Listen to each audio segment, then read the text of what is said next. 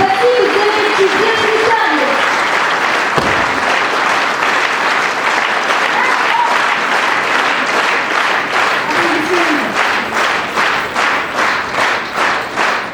Приветствую! Молодой и талантливый исполнитель Марат Зарулин. Песня «Думая о себе».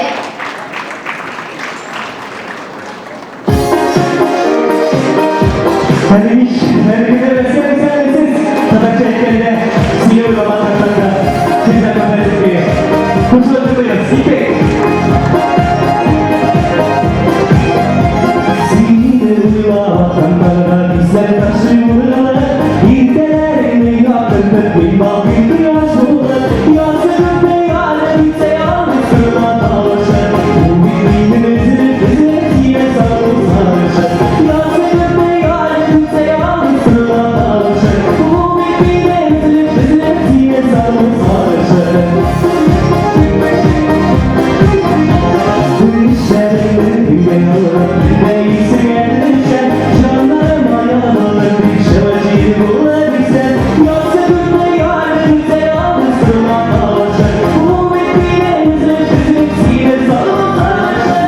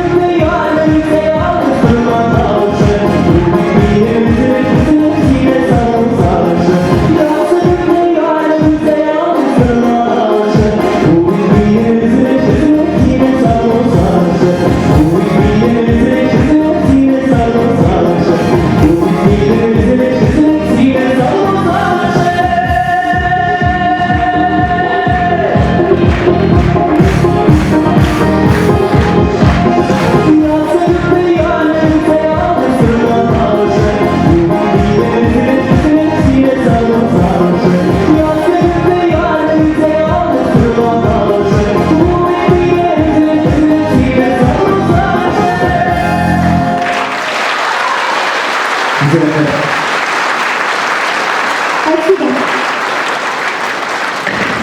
На сцене заслуженный деятель искусств Республики Татарстан, композитор Зульфия Раупова со своими детьми, лауреатом Всероссийского конкурса Альбиной Кудаяровым и Тимуром Кудаяровым. Они исполнят танец солнечных лучиков из оперы Зульфии Рауповой. Ах, берег, белый волк.